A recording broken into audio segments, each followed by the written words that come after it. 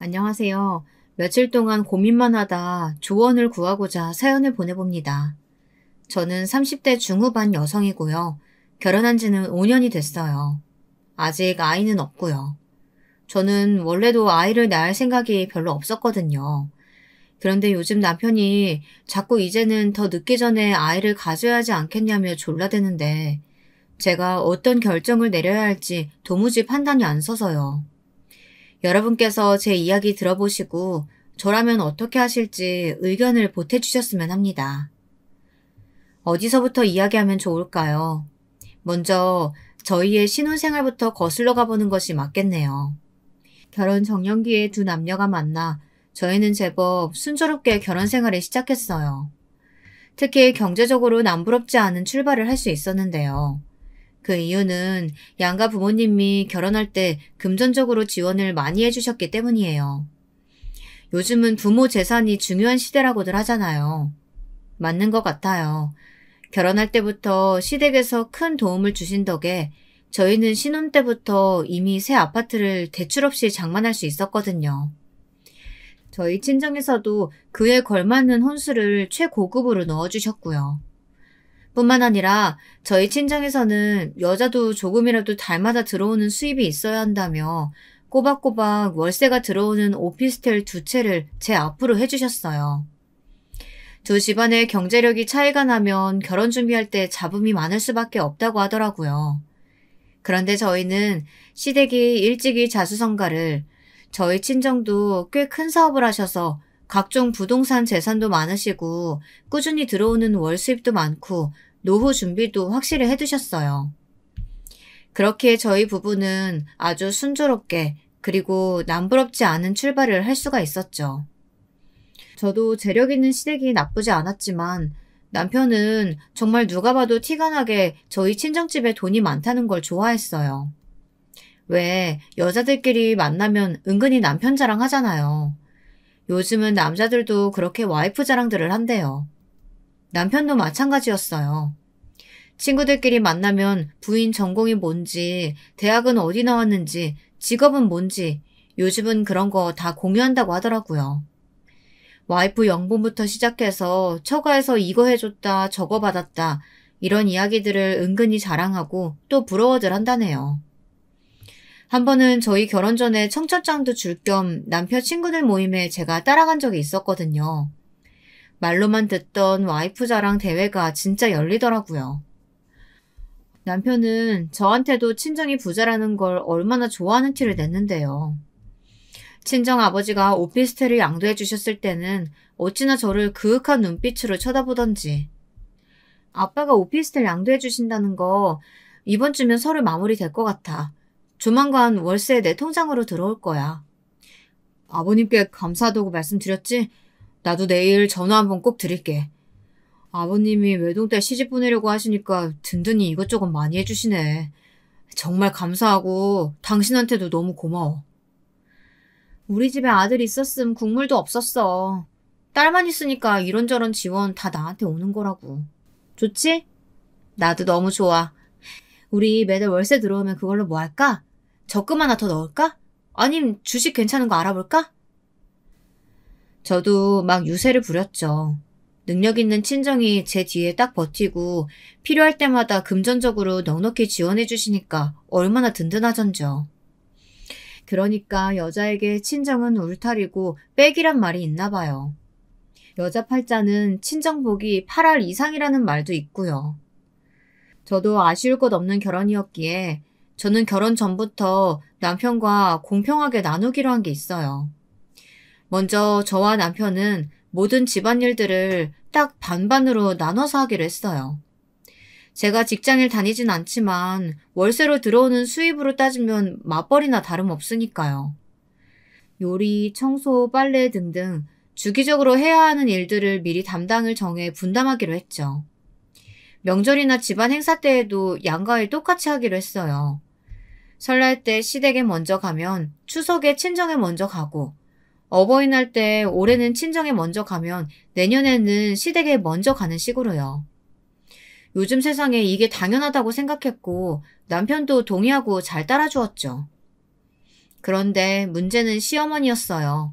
시어머니는 무조건 남자는 하늘, 여자는 땅이어야 한다는 정말이지 옛날 마인드를 가지고 계셨거든요. 결혼한 지 얼마 안 돼요. 시부모님들께 식사 대접을 하겠다고 초대해서 저희 집에 들리신 적이 있었는데요. 그때 식사 준비를 남편이 했거든요.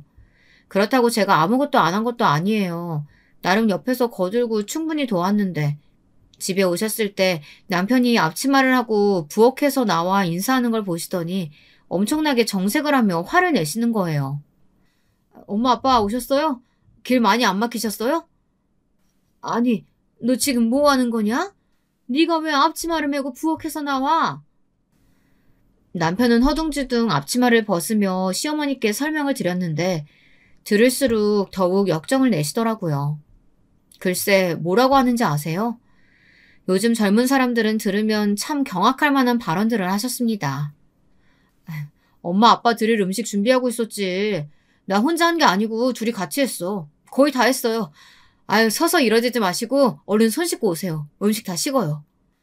아니 가만히 있어봐라. 이게 그냥 넘어갈 일이 아니야. 시부모님 모셔놓고 이게 무슨 경우 없는 짓이냐?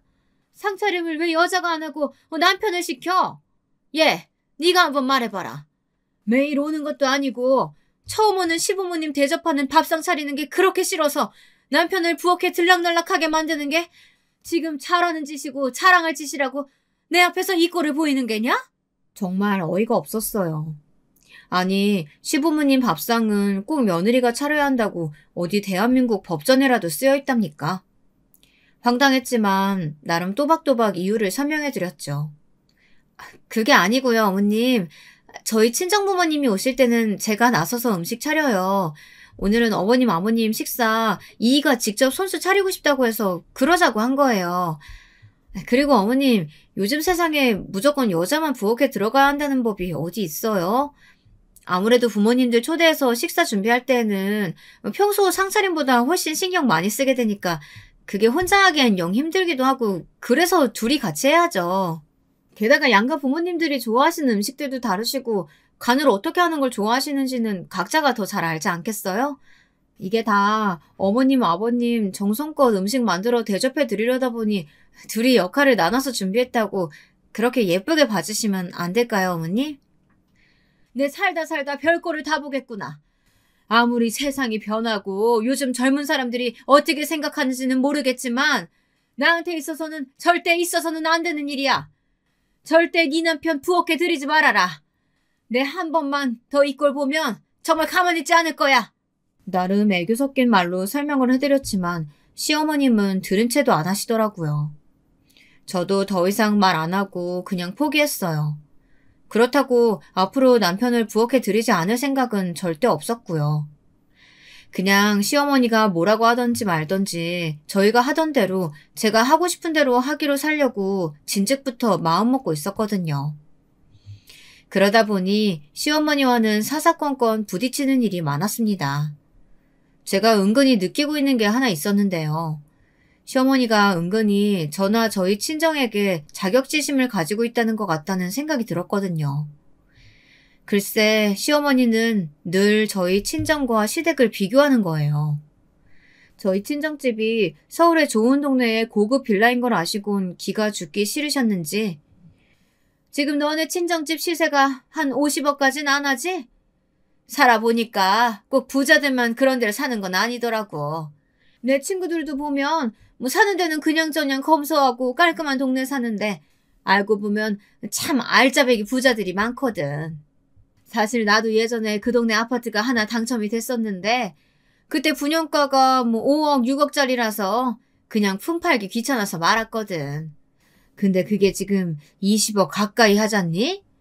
아등바등 그런 데를 살려고 하는 사람들도 있고 형편되는 사람들이 오히려 간소하게 사는 일도 많은 법이지. 이런 말을 대놓고 하시는 거예요. 또 한 번은 저희 외가에 대해서 어디서 듣고 아셨는지 너희 외가가 유명한 악기회사를 가업을 하고 있다며? 내 듣고 보니까 참 반갑지 뭐야? 내가 15년 전쯤인가? 신문에서 그 회사 사정 어려운 것 같아서 후원금 내려다가 말았잖니. 나도 어렸을 때 그 악기 배운 적도 있어서 관심이 좀 있었거든. 후원 계좌 아무리 알아봐도 찾기 어려워서 그냥 어떻게 되겠거니 하고 말았었는데 어떻게 지금은 좀 자금 사정이 괜찮아졌다고 하시니? 이런 말씀도 하셨어요. 저희 외가요? 뭐 사업이란 게 다 그렇죠. 가끔 휘청거릴 때도 있지만 생판 모르는 남의 후원금까지 받을 정도로 어려운 적은 없었을 거예요. 지금도 대기업까지는 아니지만 우리나라에서 손꼽히는 탄탄한 기업이고 저희 사촌들이 잘 물려받아서 가업을 이어가고 있고요. 제가 봤을 땐 저희 시댁도 재산 수준이나 경제력이 남들보다 높은 수준인 건 맞아요. 근데 엄밀히 따져보자면 시어머님 말처럼 유서 깊은 남들이 다 알만한 회사를 대대로 운영하는 외가에 부촌에 살고 계시는 부모님의 그래도 저희 집이 더 잘 사는 편에 속하거든요. 근데 시어머니는 그걸 받아들이기 정말 힘들어하는 거예요. 아무리 저희 친정집을 깎아내리려고 해도 제가 눈 하나 깜짝하지 않자 이번에는 작전을 바꾸신 것 같았어요. 갑자기 저희 집에 온갖 잡스러운 물건들을 퍼나르기 시작하시는 거예요. 상상도 하기 싫은 끔찍한 물건들이었습니다.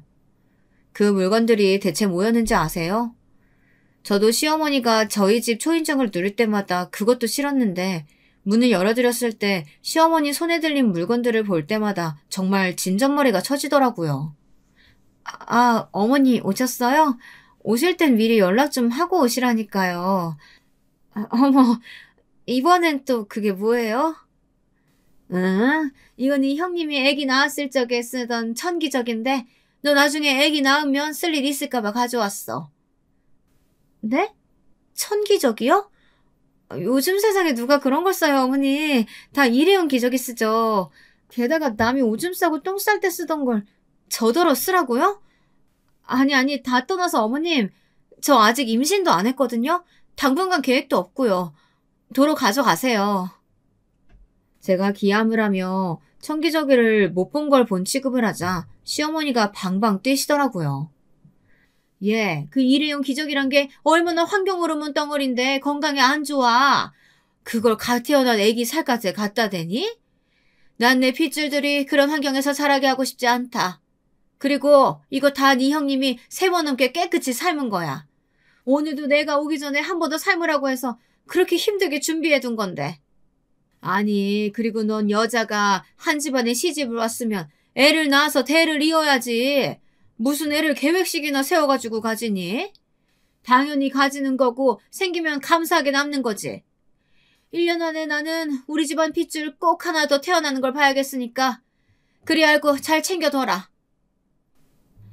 그날요. 남편이랑 연애하고 결혼하면서 그렇게 대판 싸운 건 그날이 처음이었어요. 싸웠다기보단 제가 일방적으로 퍼부은 꼴이지만요. 어머니 정말 왜 그러셔? 이거 봐. 어머니가 오늘 우리 집에 뭘 가지고 오셨는지 알아? 이게 뭔데? 천기저귀야, 천기저귀. 형님이 쓰시던 걸 나보고 물려쓰래. 이게 말이 된다고 생각해? 엄마도 참, 뭐 이런 걸 무겁게 들고 오셨대. 그냥 둬. 내가 내일 나가면서 버릴게. 그뿐인 줄 알아? 엊그저께는 나보고 시이모님 돌아가셨는데 그 집에서 쓰던 쇼파 가져갈 생각 없냐고 전화도 하셨었어. 그래? 가져오려고? 내가 미쳤어? 남이 쓰던 걸, 아니 친척이라고 해도 돌아가신 분이 쓰시던 걸 내가 왜 가지고 와? 내 말은 어머님이 나한테 자꾸 어디 적서놓아도 욕먹을 만한 물건들을 자꾸만 갖다 주신다는 거야. 나 정말 스트레스 받아. 왜 그러시는 거야 대체? 당신은 어머님이 왜 그러시는 거라고 생각해? 글쎄, 그래도 자기 생각해서 힘들게 가져다 주시는 거 아니야? 아니, 절대 아니지. 이건 날 무시하셔서 나는 그 정도 급의 물건 써도 되는 사람이라고 깎아내리려고 그러시는 거야. 설마 어머님이 그렇게 생각하시지 않으셨다고 하더라도 나는 어머님의 반복되는 행동이 그런 의도가 있다고밖에 안 느껴져. 그러니까 앞으로 절대 그러시지 못하게 좀 해줘. 나 정말 화나려고 그래. 알았어. 그리고 저 기저귀 당신 손으로 당장 갖다 버려. 아무튼 여자가 당당하고 편한 꼴을 못 보는 시어머니는 호시탐탐 저를 괴롭히시려는 것 같았지만 제가 눈 하나 깜빡했는 줄 아세요? 어머니 앞에서나 남편 앞에서나 제 입장을 똑부러지게 전달했더니 남편은 중간에서 어쩔 줄 몰라 했고 시어머니는 점점 더 저를 못마땅해 하기 시작했습니다. 추석 때의 일이었어요. 설날 때 시댁에 먼저 갔기에 추석에는 당연히 친정에 먼저 가려고 준비를 하고 있었죠. 그런데 시어머니가 아침부터 전화를 하신 거예요. 예, 제사 지내려면 빨리 음식 준비해야 되는데 왜 아직도 코빼기를 안 비추니? 지금 시간이 몇 시인데? 네? 어머님 못 들으셨어요? 저희 이번 명절에는 친정부터 가기로 했어요. 뭐? 그게 무슨 소리야? 넌 출가 외인이고 이제 우리 집안 사람이야. 명절 때 친정 문턱도 못 밟던 시대가 있었다. 근데 어딜 먼저 간다고? 그게 지금 말이 되는 소리냐? 왜 말이 안 돼요? 저도 명절 때면 저희 엄마 아빠 보고 싶어요, 어머님. 저번에는 늦게 가니까 저희 이모, 고모, 사촌들까지 다 갖고 없어서 아쉽더라고요. 어머, 벌써 시간이 이렇게 됐네요. 저희 더 늦으면 차 막혀서 안 돼요. 그럼 어머님, 이만 끊을게요. 후다닥 전화를 끊어버렸더니 아주 받을 때까지 전화를 하시더라고요. 남편에게 계속 휴대전화를 주워버리고 제가 직접 운전을 해 친정으로 향했습니다. 보조석에 앉은 남편은 안절부절하더라고요. 아, 어쩌지. 엄마가 계속 전화를 하네. 그러게, 명절 때 번갈아 가기로 했다고 왜 말씀 안 드렸어? 분명 이렇게 난리를 치실 게 뻔해서. 아무튼 난 몰라. 자기가 알아서 해. 모레 갈 때도 이렇게 화내시면 어떡해. 나 너무 무서워. 계속 이러시면 나 그냥 안 갈래. 그렇게 추석 때는 저희 친정에 가서 3박 4일을 실컷 놀다 오고 시댁에는 코빼기도 안 비쳤어요. 그랬더니 시어머니는 바짝 약이 오르신 것 같더라고요. 그러고 한 2주가 지났나요? 시어머니가 아주 급한 일이 생긴 것처럼 시댁으로 오라고 호출을 하셔서 얼른 가봤죠. 근데 어떤 일이 있었는지 아세요? 제 입으로는 도저히 창피해서 친구들에게는 말도 못할 것들인데요. 아무래도 초장의 며느리 길을 잡아야겠다는 생각이 드셨는지 김장 때도 아닌데 김치거리를 어디서 한 무더기를 사오셨더라고요. 그뿐인 줄 아세요? 집은 죄 엉망으로 만들어 놓고 빨랫감으로 덥지도 않은 이불을 산더미같이 쌓아놓으셨고요. 그 이유가 다 뭐겠어요. 유치하게도 그걸 다 저에게 일을 시켜서 제 기를 죽이려는 거 아니겠어요? 어머, 어머님, 이게 다 뭐예요? 내가 오늘 하루 날 잡아서 김치도 좀 담그고 집안 대청소하려고 준비를 하고 있는데 늙어서 그런 건지 준비를 하는 것만으로도 몸살이 걸렸지 뭐냐. 네 형님 혼자만 하기에는 좀 힘들 것 같아서 내가 너도 불렀다. 둘이 좀 같이 하거라. 어머, 형님도 부르셨어요? 근데 이걸 다요? 저는 힘들어서 못할 것 같은데. 아니 그럼 누가 해? 아픈 애가 끙끙거리면서 이걸 다 해야겠냐? 그럼 몸 좀 회복하시고 다음 주에나 하시면 안 될까요? 하라면 할 것이지 젊은 애가 뭔 토를 다는 게 그렇게 많니? 아무튼 나는 병원에를 좀 다녀야겠으니까 시킨 일들 다 마무리해 놓거라. 아, 김치는 조금씩 골고루 담아봐라. 너희 아버지가 요새 막 담근 깍두기를 좋아하셔. 저 물을 깍두기 담는 데만 쓰지 말고 동치미도 좀 담궈놓고. 그럼 나 간다. 그렇게 꽁무니를 빼버리시는 거예요. 이윽 후 형님이 도착했는데 형님은 그동안 시집살이를 얼마나 당하셨는지 놀라지도 않더라고요. 아휴, 이게 다 뭐야. 며느리 휘어잡기 또 시작하셨어.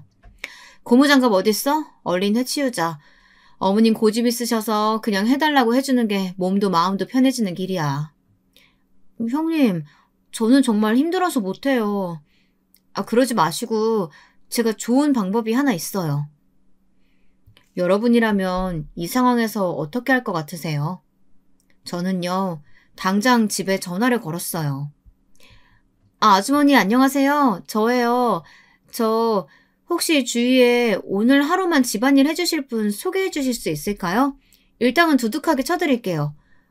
한두 분? 아니, 세 분이 오셔도 좋을 것 같아요. 오래전부터 저희 집안 일을 봐주시던 도우미 이모에게 전화를 걸어 몇 분만 당일치기로 일할 분을 소개해달라고 했죠. 그랬더니 30분도 안 돼요. 솜씨 좋은 분들을 3분이나 보내주셨더라고요. 그 덕에 저랑 형님은 커피나 마시면서 수다를 실컷 떨고 있었어요. 그 사이 그 산더미 같은 일들도 금방 끝나더라고요. 시어머니는 저녁이 되어야 집에 돌아오셨고 들어서자마자 깜짝 놀라더라고요. 집안은 반짝반짝 광이 날 정도로 깨끗해져 있었고 각종 맛깔나게 담궈진 김치에 이불까지 깨끗하게 빨아서 다 넣어두었고요. 근데 저희는 아주 힘든 기색 하나 없이 말끔하니 이게 무슨 일인가 싶으신 것 같더라고요. 아니, 이게 다 어떻게 된 일이야? 어머님, 병원에서는 뭘 하세요? 괜찮으시대요? 몰라. 며칠 더 지켜보고 병원에 또 오래. 아니, 그나저나 이걸 진짜 너네 둘이 다 한 거냐? 혹시 사람 쓴 거 아니야? 어머, 눈썰미도 좋으셔요. 맞아요, 어머님. 제가 아주머니들 좀 불러서 도와달라고 했어요. 그렇다고 집을 비운 건 아니고요. 옆에서 하시는 거 다 지켜보고 그랬으니까 걱정 마세요. 뭐? 내가 언제 사람 부르랬냐? 너네 보고 직접 하랬지? 어머님, 제가 말씀드렸잖아요. 저 이런 일 할 줄도 모르고요. 힘들어서 못한다고요. 어쨌든 다 깔끔하게 마무리됐으니까 된 거 아니에요? 사실 제가 어머니의 이런 성향을 몰랐던 건 아니에요. 결혼 전에 놀러 오라고 하셔서 몇 번 놀러 간 적이 있었거든요. 가끔 형네 부부도 함께 초대해서 식사한 적이 몇 번 있었는데 시어머니가 묘하게 아니 대놓고 형님을 며느리로서 대접하는 것이 아닌 무시하고 하대하는 듯한 발언을 많이 하시더라고요. 그때 직감했죠. 아, 어머님한테 잘못 걸리면 시집살이를 단단히 하겠구나 하고요. 예, 이게 상 다 차린 거니? 찌개는 없어? 네? 국 있어서 찌개는 따로 안 끓였는데. 너는 없는 집에서 자라서 그런 건지 애가 왜 이렇게 손이 작아? 한 집안에 큰며느리시게나 되는 애가 엄연히 찌개랑 국은 다르지? 우리 밥상에도 찌개랑 국은 따로 끓여서 냈는데 오늘따라 왜 이러니 얘가? 여러분, 100번 양보해서 이해를 해보자고 해도 유복하신 저희 부모님도 그래요. 가끔 찌개도 끓이고 국도 내고 그럴 때도 있죠. 근데 매 끼니마다 누가 찌개랑 국을 같이 끓여서 먹는데요. 거기다가요. 기껏 찌개 하나에 남의 집이 가난하니 우리 집이 부자니 들먹이는 건 정말 너무하잖아요. 근데 그뿐만이 아니었어요. 어머님은 형님을 머리끝부터 발끝까지 구박하고 또 무시하는 그 이유는 오로지 단 하나, 형님의 집안이 시댁보다 가난하다는 것이었어요.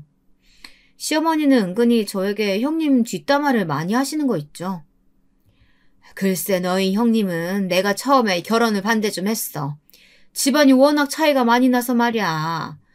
그래도 큰며느리는 좀 가풍 있는 집안에서 자란 그런 우아한 며느리 얻고 싶었는데 그 계획이 네 형님 때문에 다 물거품 돼버렸지 뭐니. 아휴 내 팔자야. 그래서일까요? 형님은 그래도 자신보다는 당당하게 시어머니에게 할 말 다 하는 저를 부러워하기도 했고 저에게 늘 지고 많은 시어머니를 고소해하기도 했죠. 나는 어머님이 말을 저렇게 하셔도 결혼할 때 집도 해주시고 애들 학원비며 이것저것 금전적으로 도와주시는 게 많으니까 뭐 찍소리도 못하지 뭐. 그리고 아버님 회사도 언젠가 애들 아빠가 물려받아야 될 텐데 아버님 성격에 수틀리면 국물도 없는 거 알지? 그러니 어쩌겠어. 내가 설설 기는 수밖에. 그런데 동서는 가끔 보면 참 당당하게 할 말 다 해서 가끔 내 속이 다 시원하다니까. 어머님 당황해하시는 모습 보면 대리만족이랄까. 뭐 그런 게 느껴지기도 하고. 근데 어머님도 참 심보가 고약하신 게 가난한 집에서 시집 왔다는 죄로 나를 그렇게 무시하셔서 부잣집 딸은 함부로 못 대할 줄 알았더니 그것도 아니네. 그렇게 형님이 보기에도 저와 시어머니의 갈등은 나날이 깊어지고 있었죠. 그러던 어느 날이었어요. 남편이 그렇게 타고 싶다고 노래를 부르던 차가 있었거든요. 마침 남편 생일이 다가오니 그 틈을 타 남편이 엄청나게 저를 조르는 거예요. 지금 타는 차는 어머님 드리고 우리는 새 차를 사서 타자고 말이에요. 여보, 그 차가 이번에 새로 출시하면서 인기가 엄청 많아졌다니까? 지금 예약 안 하면 차 나올 때까지 적어도 1년은 기다려야 된대. 다음 주에 내 생일이잖아. 생일 선물로 그 차 사면 안 돼? 마침 엄마가 차 사는데 돈 좀 보태줄 수 있다고 했어. 어머님이 차 사는데 돈을 보태주신대? 이번에 갯돈 타는 것도 있고 아빠랑 형 몰래 나 준다고 했어. 대신 내가 타던 차 엄마 달래. 엄마가 탄다고. 좋아. 나도 그 차 타보고 싶긴 했어. 대신 한 가지 조건이 있어. 그동안 자기가 어머님 앞에서 무조건 내 편 들어주고 내가 하자는 대로 다 잘해줘서 큰맘 먹고 허락하는 거라는 것만 알아도. 앞으로 더 잘해라. 정말? 와, 너무 고마워, 여보. 난 정말 장가 잘 간 놈이야. 보셨죠? 저희는 이렇게나 사이가 좋은 부부였습니다. 둘 사이는 정말 아무런 문제가 없었다니까요. 그런데 문제는 시어머니가 정말 문제였습니다. 차를 사기로 결정하고 나자 시어머니께서는 득달같이 전화를 걸어 생색을 내시더라고요. 얘, 내가 차 사는데 돈 보태준다는 소리 들었니? 네, 어머니, 안녕하세요. 그럼요, 들었어요. 정말 좋아하던걸요? 넌 정말 웃기는 애다. 근데 왜 고맙다는 전화 한 통을 안 해? 그이가 이미 말씀드린 줄 알고. 감사해요, 어머니. 넌 꼭 그러더라. 애가 뭘 고마운 줄을 몰라. 하긴 그래서 그런지 너네 친정에서도 요즘엔 통 뭘 안 주시는 눈치더라. 나처럼 반찬을 해다 주시길 하셔. 그때 오피스텔 증여해줬다고 그리 생색을 내시더니 그 이후로 콩고물 떨어주는 것도 없던 것 같던데. 그러면서 그렇게 부자티를 내더라. 어머님, 무슨 말씀을 그렇게 하세요. 암튼 제가 지금 운전 중이어서요. 이따가 다시 전화 드릴게요. 하필이면 제가 그때 누구랑 있었는 줄 아세요? 저는 정말로 운전 중이었고 그때 하필 저희 친정엄마가 옆에 타고 계셨거든요. 운전 중이라 무심코 전화를 받았는데 그런 말들을 쏟아내시는 바람에 얼마나 난감했던지 황급하게 전화를 끊어버렸던 거예요. 어머, 너희 친정어머니 왜 이러셔? 평소에도 이렇게 말하시니? 신경 쓰지 마, 엄마. 가끔 좀 이상하셔. 가만히 있어봐, 얘. 아니, 생각할수록 말을 웃기게 하시네. 그러니까 이번엔 너희 남편 차 바꾸는 걸 시어머니가 돈을 보태주시면서 친정에서 해주는 거 없다고 그렇게 말씀하시는 거 맞지? 엄마가 제대로 들은 거 맞아? 맞아. 가끔 저렇게 비교하면서 생색낼 때가 있으셔. 웃기는 양반이시네. 너 지금 타고 있는 이 차도 오래됐지? 엄마가 아빠한테 말해서 네 차도 우리가 바꿔줄게. 이 엄마가 우리 딸 기죽지 않게 벤츠로다가 하나 뽑아줄게. 어머, 이게 웬 행자야? 내가 시어머니 덕을 볼 때가 있네. 완전 좋지, 엄마. 고마워, 엄마. 내가 시댁에 톡톡히 자랑할게. 그렇게 딸 기죽는 꼴은 절대 못 보시는 저희 친정부모님은 저에게 벤츠를 사주기로 하셨어요. 남편이요? 또 엄청 좋아했죠. 역시 장모님 장인어른이 통이 크시다니까. 나도 못 타본 벤츠를. 부럽다, 자기야. 그럼 우리 엄마 아빠가 누군데. 자기 타던 차는 어머님이 타시기로 했다며? 내가 내일 전화 드려서 가져가시라고 할게. 마침 아까 전화하셨는데 운전 중이라 길게 통화 못했거든. 저는 평소에 시어머니에게는 정말 전화를 안 하는 편이거든요. 괜히 전화 드려봐야 맨날 욕이나 얻어먹고 듣기 싫은 말만 듣고요. 그런데 웬일로 안 하던 짓을 하려는 이유는 저도 저희 친정 부모님 자랑도 하고 생색도 좀 내야 하지 않겠어요? 신나서 전화를 걸었죠. 어머님, 저예요. 바쁘세요? 어제 통화를 길게 못해서 다시 전화드렸어요. 네가 웬일이냐? 그렇게 버릇없이 끊어놓고선 생전 전화 한번 다시 하는 일이 없더니. 드릴 말씀도 있고 해서요. 어머님이 저희 타던 차 가져가신다고 하셨죠? 오늘 가져가시면 해서요. 오늘 당장? 왜? 저희 아파트가 등록할 수 있는 차가 딱 2대거든요. 근데 오늘 제 차가 새로 나와서 그걸 등록하려면 그 이 차를 어머님이 가져가셔야 할 것 같아요. 갑자기 네가 새 차를 뽑았어? 무슨 돈으로? 너 네 남편 닥달해서 너도 새 차 사달라고 한 거야? 아니요. 그럴 리가요. 저희 친정에서 사주셨어요. 저 기죽지 말라고 벤츠로다가요. 저희 친정에서는 차값 보태주신 게 아니라 아예 사주신 거예요, 어머님. 하도 저희 친정에게 아무것도 안 해주시는 것처럼 말씀하시는데 이렇게 저한테 자주자주 좋은 것 해주시는 분들이에요. 그렇게 말씀하시니까 좀 서운하더라고요. 니네 친정에서 간만에 뭘 좀 해준 거 가지고 생색은. 아니 그건 그렇고 그렇다고 이 삼복더위에 시어머니를 차 가지러 오라가라 해? 새로 나온 제 차도 오늘 저희 집 앞에서 받기로 했어요. 제가 집 비우면 안 되잖아요. 그럼 어머니 오늘 못 오시면 그냥 제가 주말에 그이한테 가져다 드리라고 할게요. 어머머, 내 정신 좀 봐. 찌개 올려둔 거 타는 소리 나네요. 어머님, 저 그럼 끊을게요. 그렇게 제 할 말만 하고 전화를 뚝 끊어버렸어요. 어찌나 고소하고 기분이 좋던지 다음번에 형님을 만나면 이 에피소드도 꼭 들려드림 좋아하시겠다 생각하고 있었죠. 그렇게 몇 시간이 흘렀을까요? 드디어 제 차가 도착했다는 전화가 왔더라고요. 얼른 대충 걸쳐 입고 차를 받으러 나갔죠. 그런데 아파트 공동 현관에 나가려는 순간 벼랑간 시어머니가 나타나신 거예요. 예, 너 마침 잘 만났다. 내가 도저히 참을 수가 없어서 너네 집으로 직접 가는 길이었어. 근데 너 어디 가니? 아, 어머니, 제 차가 지금 막 도착했다고 해서 받으러 가는 길이었어요. 아, 그래? 마침 잘 됐다. 네 주제에 무슨 벤츠야? 여자가 남자보다 좋은 차 탄다는 게 말이 되니? 아범이 준다는 헌차 앞으로 네가 타라. 벤츠는 내가 가져가서 타야겠다. 내 차랑 바꿔. 시어머니는 마침 도착한 차 앞으로 달려가서 강제로 차 문을 확 여는 게 아니겠어요? 그런데 그 순간 시어머니는 기야말 광경에 그 자리에서 개거품을 물고 쓰러지고 말았습니다. 에그민아, 아유 깜짝이야. 사돈 양반이 어떻게 여기에. 그 차에는 저희 친정아버지가 타고 계셨던 겁니다. 아버지 딴에는 차가 제대로 잘 나왔는지 한번 같이 살펴보기도 하고 싶었고 엄마한테 시어머니 전화통화를 들었던 이야기를 듣기도 해서 제가 어떻게 지내고 있나 겸사겸사 와보셨던 거라고 해요. 근데 그런 꼴을 보게 되었다니. 게다가 아버지는 시어머니가 저에게 하는 말을 다 듣고 화가 단단히 나셨더라고요. 안녕하세요, 사부인. 뜻밖의 계기로 이렇게 오랜만에 뵙습니다. 그간 잘 지내셨죠? 아이고, 제가 집에서 막 달려나와서 차림이 말이 아닌데. 예, 잘 지냈습니다.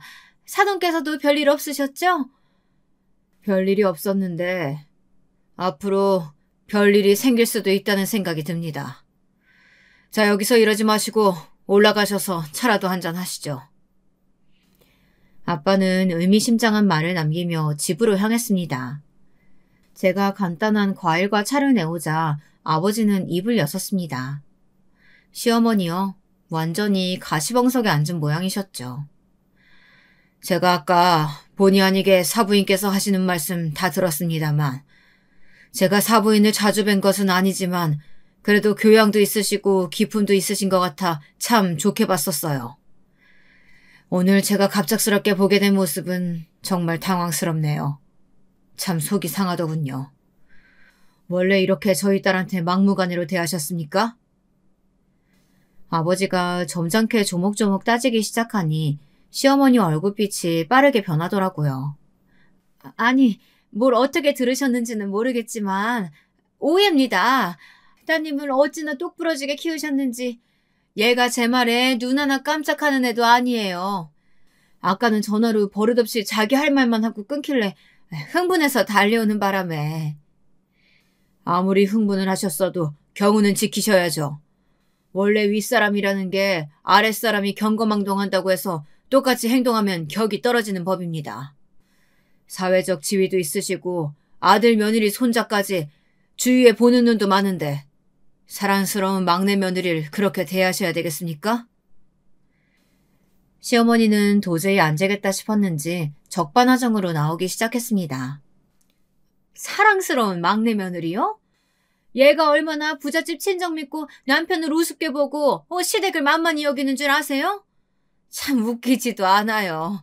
맨날 친정에서 이거 해줬다 저거 해줬다 자랑만 하는데 원래 친정에서 그 정도는 시댁에서 우리 딸 좀 잘 봐주십사 하는 마음으로 그렇게 다 해주는 거 아닌가요? 딸 가진 죄인이라는 말도 있잖아요. 시어머니의 경악스러운 태도와 말에 아버지는 정말로 화가 단단히 난 것 같았습니다. 평소 무슨 일이 있어도 평정심을 잃지 않으셨고 엄마나 저한테도 큰 소리 한 번 낸 적 없으셨는데 아버지는 다소 격앙된 목소리로 말을 이어나가기 시작하셨어요. 지금 딸 가진 죄인이라고 하셨습니까? 이거 참 유감입니다. 저는 저희 딸을 죄인으로서 취급하는 것이 아니라 귀인으로 대하는 것과 사돈을 맺고 싶었는데 말이죠.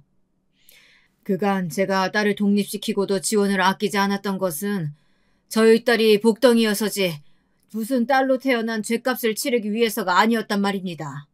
그렇게 말씀하시니 저도 사람인지라 참 서운한 마음이 듭니다. 현재까지 박서방에게 지원하고 있던 모든 것 중단하고 또 앞으로 증여하기로 마음먹었던 것들도 다 없던 일로 하겠습니다. 방금 저희 집안에게 아주 큰 실수하셨다는 것만 알아두셨으면 좋겠네요. 이제 나눌 대화 다 나눈 것 같으니까 댁으로 가시죠. 저는 제 딸에게 사부인이 또 무슨 막말을 할지 모르니 사부인이 먼저 가시는 것을 제 눈으로 봐야 안심하고 돌아갈 것 같습니다. 어서 가시죠. 그렇게 시어머니는 쫓겨나듯이 저희 집에서 나갔고 그제서야 아빠도 집으로 가셨습니다. 아빠에게 잘 사는 모습만 보여도 모자랄 판에 이런 모습을 보였다는 것이 너무도 속상했습니다. 눈물이 다 나더군요. 그렇게 화도 냈다가 울기도 했다가 하면서 마음을 추스리고 있는데 남편이 놀란 얼굴로 헐레벌떡 집으로 뛰어들어오는 게 아니겠어요? 퇴근할 시간도 아닌데 말이에요. 여보 괜찮아? 이게 무슨 일이야? 울었어?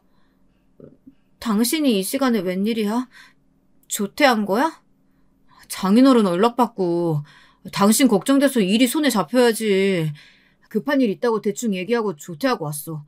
무슨 일이야? 엄마가 대체 또 무슨 일을 하신 거야? 남편 말을 들으니 더 서러운 거예요. 엉엉 울면서 어머님이 내 벤츠를 빼앗아 가려고 하시다가 궁지에 몰리자 하신 막말들을 막 읊어줬어요. 남편의 얼굴이 하얗게 질리더라고요. 정말 미안해. 내가 뭐라고 할 말이 없다. 장인어른께도 너무 죄송하고. 나는 정말이지. 내가 뭘 잘못했는지 모르겠어. 솔직히 나 같은 며느리가 어딨어? 나 시집 오기 전에 소개팅이며 선짜리며 정말 많이 들어왔었어. 집안이 좋은 것도 정말 많았고 남자들 직업도 하나같이 변호사, 의사, 회계사 이런 사자 달린 직업들 뿐이었다고. 근데 난 당신을 선택했어. 오로지 당신을 사랑했다는 이유만으로 당신을 선택했고 우리 부모님도 그런 당신과 나를 적극적으로 지지해 주셨어. 근데 이게 다 뭐야? 내가 뭘 잘못했어? 내가 왜 어머님께 이런 수모를 겪어야 돼? 당신 잘못 없어.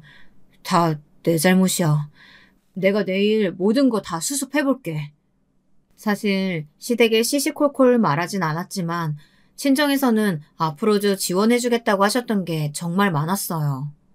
조만간 절차가 마무리되는 대로 현금 10억 원을 상속해 주시기로 했었죠. 그 다음 순서로 소형 상가도 하나 증여해 주시기로 했었는데 아버지는 그걸 다 취소해 버리셨어요. 시어머니가 저를 막대하는 것을 목격하신 그날 아빠는 남편에게 전화를 걸어 이렇게 이야기하셨다고 해요.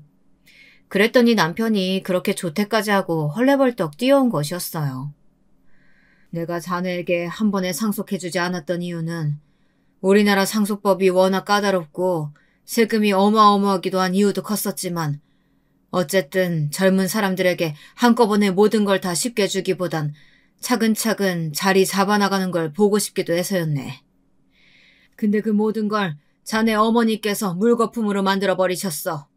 내가 그동안 자네 만나서 한 얘기들이나 내 딸에게 전해들은 이야기 통해서 앞으로 현금으로 때마다 10억씩 그리고 준비되는 대로 소형 상가들도 차례로 증여해주기로 했던 거 짐작하고 있었겠지?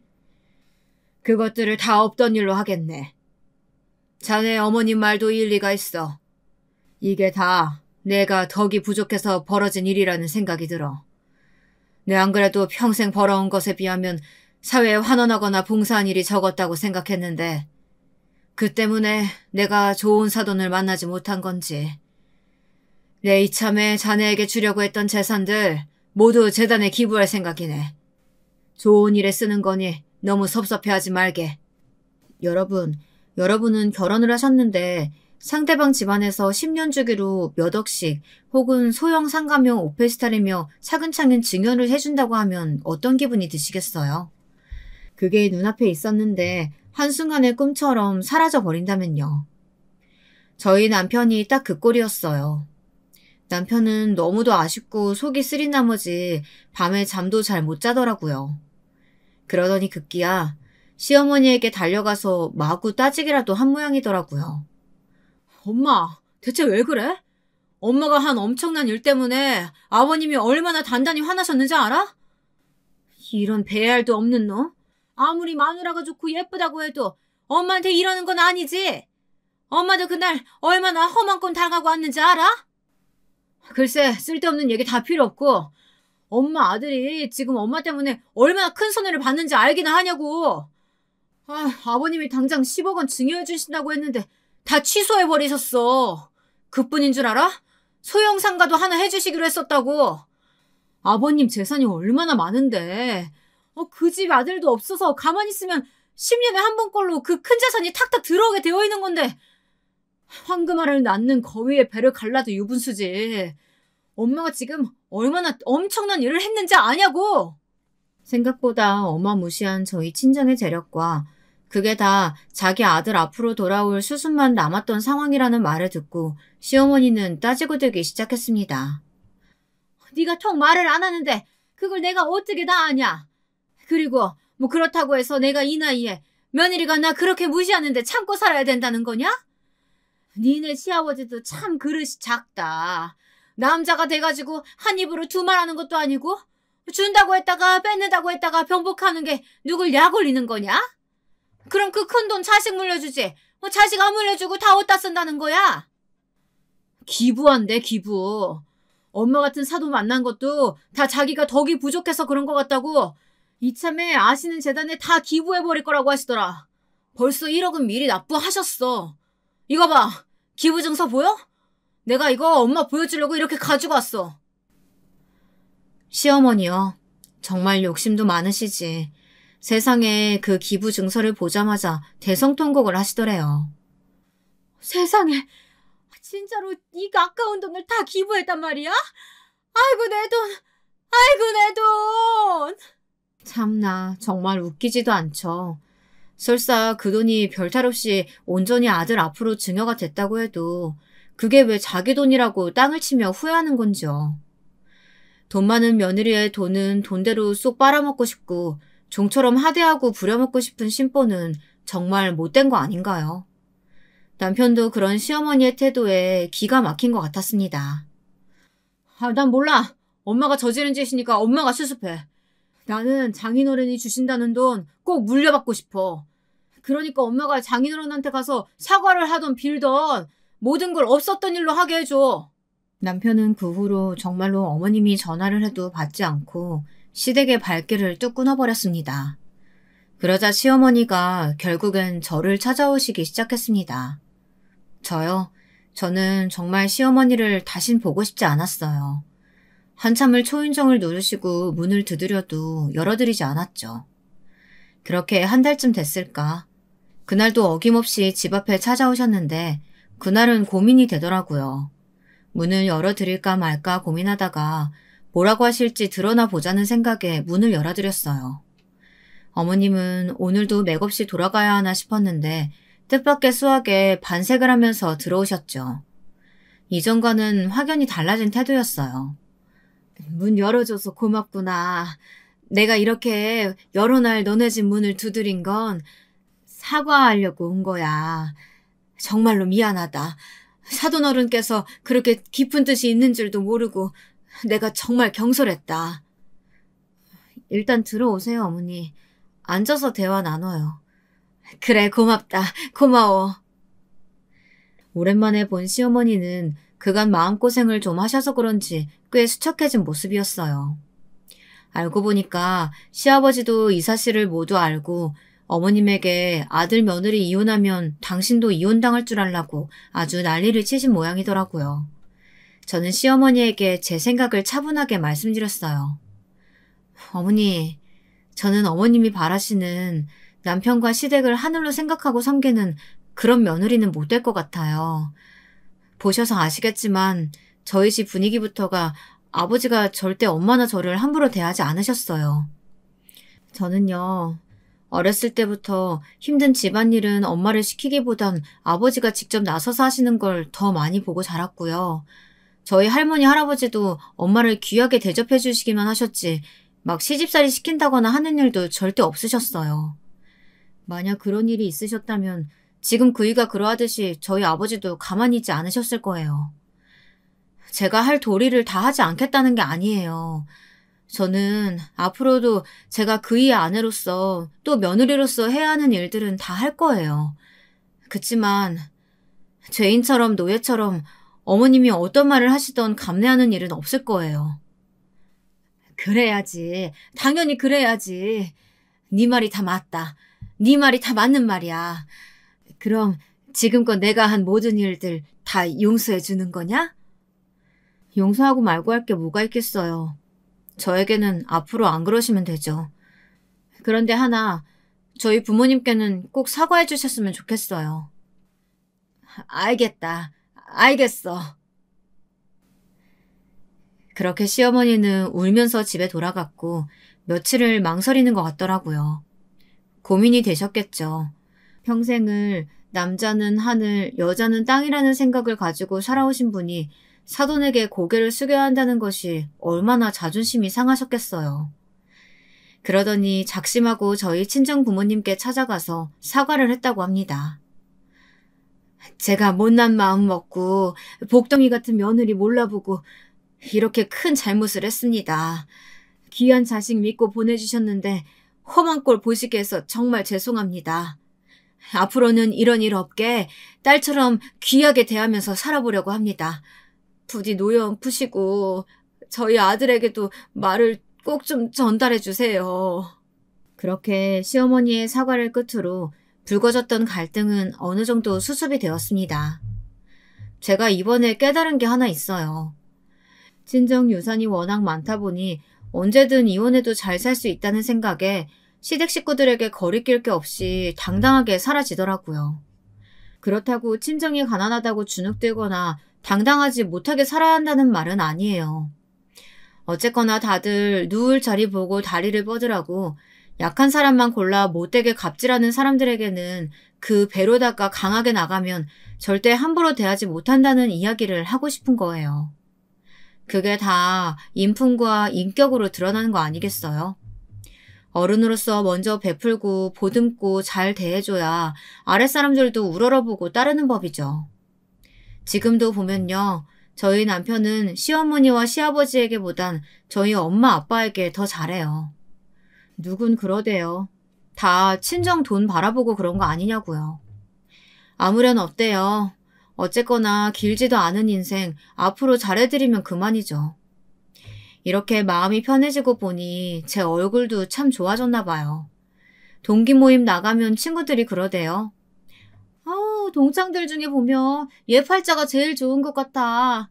우리 학교 다닐 때 보면 공부 잘하는 애 예쁜 애 얼마나 많았니? 근데 지금 보면 봐봐라. 결국 집안 좋은 애가 제일 잘 살잖아. 나이 들고 보니까 예쁨도 퇴색되기 마련이고 똑똑한 애들도 시집가서 애 낳고 가정주부 되면 그냥 평범한 아줌마고. 근데 얘 봐라. 시댁 스트레스 없어. 남편 잘해. 돈 있어. 근심 걱정 없어. 그렇게 잘 가꿔서 그런지 피부도 반딱반딱 윤이 나면서 얼마나 보기에 좋니? 너 요즘 예뻐졌어. 그래서일까요? 남편이 은근히 저를 요새 못살게 군다니까요. 저는 원래 아기 생각이 없는데 그렇게 저를 꼬시면서요. 자기야, 우리도 얼른 애기 낳으면 안 돼? 난 정말 자기 닮은 딸 낳고 싶어. 애 키우는데도 체력이 중요하다는데 한 살이라도 젊을 때 빨리 낳는 게 좋대. 어떻게 오늘 당장 실행해? 난 싫다니까. 자기야. 난 정말 최고 부인 만나서 결혼했는데 딱 하나 자식만 낳으면 소원이 없겠단 말이야. 자기야, 이리 와봐, 응? 이렇게 날마다 저를 졸라대니 저도 은근히 마음이 흔들리기도 하는데 여러분들이라면 어떻게 하시겠어요? 아이를 한번 가져보는 것도 좋겠다 싶으신가요? 저도 제 아이에게 복을 주는 부모가 되고 싶은데 저도 그럴 수 있을까요? 여러분의 판단을 한번 기다려 보겠습니다. 제 긴 이야기는 여기까지입니다. 소중한 시간 내어 들어주셔서 감사합니다.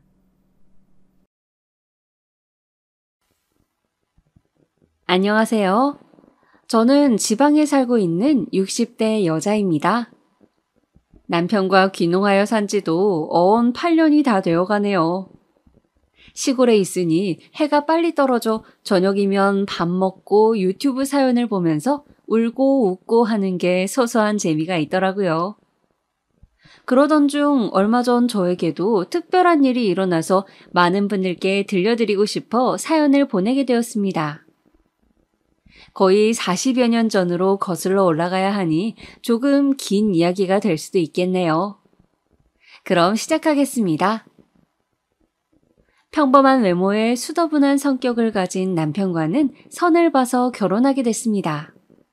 아는 지인분이 부자는 아니지만 정말 착하고 성실한 남자가 있다며 한번 만나보라고 해서 만났던 게 바로 지금의 남편이었습니다. 남편은 20대 초반에 부모님이 모두 돌아가셔서 나이 차이 많은 어린 여동생을 아빠처럼 키워가며 열심히 살아온 사람이더라고요. 20대 시절부터 힘든 일도 마다하지 않고 성실하게 살아온 그 모습이 마음에 들었습니다. 저 역시 부모님을 일찍 여의어 친척 손에 컸는데 이런 남자라면 인생의 동반자로서 남은 인생을 서로 의지하며 함께 걸어봐도 되겠다는 생각이 들어서 결혼하게 되었습니다. 남편과 결혼하면서 저에게는 소중한 식구가 하나 더 생겼어요. 우리 신우이, 남편보다 11살이나 어린 귀여운 늦둥이였죠. 제가 남편과 결혼할 당시에만 해도 아가씨는 아직 풋풋한 중학생이었어요. 이 어린 것을 따로 떼어놓을 순 없어서 결혼 후에도 셋이서 함께 살았습니다. 아가씨랑 같이 살면서 불편하지 않았냐고요? 전혀요. 아가씨는 부모님을 일찍 여의어서 그런지 몰라도 나이에 비해서 어른스럽고 싹싹했습니다. 항상 저에게 언니 언니 하고 따르며 혹시 제가 힘들까 집안일 하나라도 더 도와주려 하고 항상 이쁨 받을 짓만 했습니다. 형제 자매가 없었던 저는 아가씨가 마치 친동생인 것처럼 느껴졌습니다. 아가씨가 먹고 싶어 하는 것은 하나라도 더 해주고 싶고 예쁜 옷도 입혀주고 싶고 그랬어요.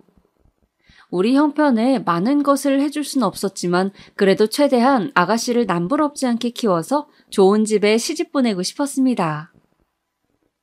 남편과의 결혼 생활은 아가씨 덕분에 더 행복했던 것 같아요. 남편이 일 때문에 바빠서 아가씨랑 보내는 시간이 더 많았습니다. 둘이 장도 보러 다니고 투닥거리며 같이 요리도 만들고 남편이 출장을 가서 집에 안 들어오는 날에는 아가씨랑 나란히 누워 밤새도록 수다를 떨기도 했어요. 아가씨는 저에게 있어서 가장 친한 친구이자 동생이자 딸이었습니다. 이런 아가씨가 어느 날 그 예쁜 눈을 반짝이며 저에게 말하더군요. 언니, 우리 오빠랑 결혼해줘서 너무 고마워요. 언니가 내 새언니라서 정말 행복해요.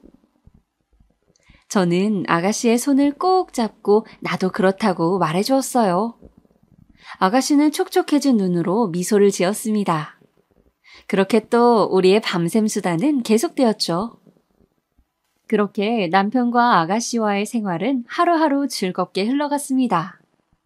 몇 년이 흘러 아가씨가 고등학교를 졸업하고 바로 공장에 취직해서 첫 월급으로 우리 부부의 내복을 사왔을 때에는 정말이지 눈물 한 바가지를 흘렸습니다. 너무 감동이었어요. 이 어린 아가씨가 벌써 자라서 이렇게 훌륭한 사회인이 되었구나 하는 생각에 정말 감정이 벅차올랐습니다. 아가씨는 그동안 본인을 친동생처럼 친딸처럼 보살펴 주어서 너무 감사하다며 저에게 큰 절을 올렸습니다. 저는 아가씨를 꼭 안아주었고 남편은 흐뭇한 표정으로 제 등을 토닥여 주었어요. 며칠 뒤 아가씨는 이제 이번 달부터는 공장 기숙사에서 살기로 했다며 이제 스스로 독립해보겠다고 밝은 얼굴로 이야기했습니다.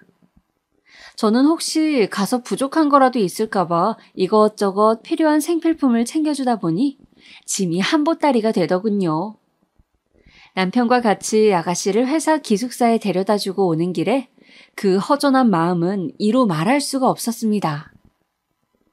아가씨가 가고 텅 빈 집에 돌아오니 쓸쓸한 마음이 들었습니다.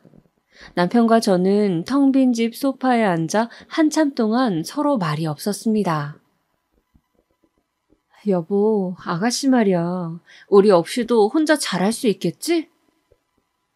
그래, 걱정 마. 당신이 미선이 친동생처럼 잘 키웠잖아. 내가 정말 고마워, 여보. 당신 같은 여자는 정말 없을 거야. 제 손을 맞잡고 사랑스러운 눈길을 보내던 남편의 눈가가 이미 촉촉하게 젖어 있었습니다. 아가씨가 기숙사에 들어가게 되면서 남편과 처음으로 둘이 지내게 되었습니다. 남편과 결혼한 지 5년이 다 되어가지만 아이가 없었던 저는 아가씨가 나간 후 아이를 가져보려고 수많은 노력을 했습니다. 여기저기 병원도 다녀보고 유명하다는 점집도 다녀보고 했지만 안타깝게도 아이가 찾아오지 않았습니다. 주변에 아이를 한둘씩 낳고 예쁘게 키우는 사람들을 보면 너무 부러웠습니다. 임신을 시도한 지 몇 년이 지나자 자연스럽게 포기가 되더군요. 역시 안 되는 건 안 되나 보다. 내 인생에 자식복은 없나 보다 하고 생각했습니다. 그러던 중 오랜만에 아가씨한테서 연락이 왔습니다. 최근 몇 달간 일이 바빠졌다면서 연락이 뜸했었거든요. 아가씨는 중요하게 할 말이 있다며 주말에 집에 찾아오겠다고 했습니다. 저는 중요하게 할 말이 무엇인지는 생각도 못한 채 오랜만에 아가씨가 온다는 사실에 신나서 잡채며 갈비찜이며 아가씨가 좋아하는 음식 준비에 정신이 없었습니다. 남편도 들떠서는 여기저기 쓸고 닦고 집안 대청소를 하더라고요. 주말 점심때 약속한 시간에 맞춰서 아가씨가 집에 도착했습니다. 손에 커다란 과일 바구니를 들고요. 저는 반갑게 달려가서 아가씨의 손을 붙잡고 그동안 별일은 없었는지 물었습니다. 아가씨는 그 예쁜 눈으로 저를 한번 쳐다보더니 중요하게 할 얘기가 있다며 갑자기 누군가를 불렀습니다. 오빠 들어와. 인사드려. 안녕하십니까? 처음 뵙겠습니다. 저는 미선이 남자친구입니다. 저는 놀란 표정으로 아가씨를 바라봤습니다. 아가씨는 거실로 가서 이야기를 하자고 하더군요. 저는 아가씨의 남자친구에게 집으로 들어오라고 한 뒤 거실에 다 같이 앉았습니다. 아가씨가 거실에 앉기 전 외투를 벗었는데 글쎄 그 조그마한 몸에 배가 불룩하게 나와 있는 거 아니겠어요? 아가씨가 앉아서 배를 쓰다듬으며 말했습니다. 남자친구 아이를 임신했다고요. 벌써 5개월이 됐답니다. 아가씨의 남자친구는 무릎을 꿇고 본인이 미선이를 책임지겠다며 결혼을 허락해달라고 부탁했습니다. 아가씨에게 남자친구가 있다는 말도 처음 듣는데 임신을 했다니요? 저와 남편은 놀란 가슴을 겨우 쓸어내리고 남자친구에게 잠시 나가 있으라고 한 뒤 아가씨와 대화를 했습니다. 제가 말을 꺼내기도 전에 아가씨가 먼저 입을 떼더군요. 오빠, 언니, 죄송해요. 미리 말씀드렸어야 됐는데 무서워서 차마 말을 꺼낼 수 없었어요. 제 남편감은 언니가 꼭 골라주겠다고 약속도 하셨는데 이렇게 돼서 정말 죄송해요. 고개를 푹 숙이고 풀죽은 목소리로 얘기하는 아가씨를 보자 저는 이 어린 것이 그동안 얼마나 혼자 속으로 힘들었을까 하는 생각에 마음이 아팠습니다. 또 한편으로는 눈에 넣어도 아프지 않을 만큼 예쁜 아가씨를 이렇게 꽃다운 나이에 임신시켜 데려가겠다고 하는 저 남자친구가 얄미웠습니다. 아가씨만은 정말 제가 잘 알아봐서 좋은 남자로 고르고 골라 시집 보내고 싶었는데 아가씨는 남자친구가 정말 좋은 사람이라며 걱정 말라고 저와 남편을 설득했습니다. 저도 아가씨가 고른 남자니 믿어봐야겠다고 생각하고 남편과 상의하에 결혼을 허락했습니다. 아가씨는 결혼식은 나중으로 미루고 일단 혼인신고만 하고 결혼 생활을 시작했습니다. 이미 배가 많이 불러 있었기 때문에 그럴 수밖에 없었어요. 그렇게 아가씨는 조그마한 신혼집에서 무난한 결혼 생활을 하게 되었고 금방 시간이 흘러 쌍둥이를 출산했습니다. 첫째가 남자아이, 둘째가 여자아이, 이렇게 일란성 쌍둥이였습니다. 제가 낳은 아이는 아니었지만 그 조그마한 발가락이 꼼지락거리는 걸 보면 마음이 행복으로 충만해졌습니다. 아이들이 아가씨를 닮아서 그런지 동그란 눈망울에 조그마한 코가 너무 귀엽고 예뻤습니다. 아이들이 100일이 되기 전쯤 김서방이 일이 바빠서 집에 못 들어오는 날이 많다며 아가씨가 당분간 아이들이 어느 정도 클 때까지는 저희 집에서 살기로 하고 어린 쌍둥이를 데리고 돌아왔습니다. 아가씨와 쌍둥이까지 함께하는 생활은 행복 그 자체였습니다. 아가씨는 비록 결혼해서 애엄마가 되었지만 예전에 그 맑고 순수한 마음만큼은 그대로였습니다. 아이들도 엄마를 닮아서 어쩌면 이렇게 순한 아기가 있나 싶을 정도였습니다. 남편도 퇴근하고 오면 아이들 옆에 찰싹 붙어서 까꿍하고 놀아주며 얼굴에 웃음이 떠나지 않았습니다. 저도 아이들 이유식을 만들어줄 때나 목욕을 시킬 때면 힘들다는 생각은 하나도 들지 않고 그저 소중한 유리구슬처럼 혹시라도 깨질까 다칠까 노심초사하며 정성으로 돌봤습니다. 그런데 우리 아가씨 그 착한 심성은 어디 안 가는지 제가 애들을 데리고 재우려고 앉기만 하면 언니, 제가 재울게요. 이리 주세요. 라며 성치도 않은 몸으로 일어나곤 했어요. 같이 집에서 애들 봐주는 것도 너무 감사한데 자기가 할 수 있는 건 해야 된다고요. 그러면 저는 이렇게 말하면서 아가씨를 억지로 등 떠밀어 방으로 보내곤 했습니다.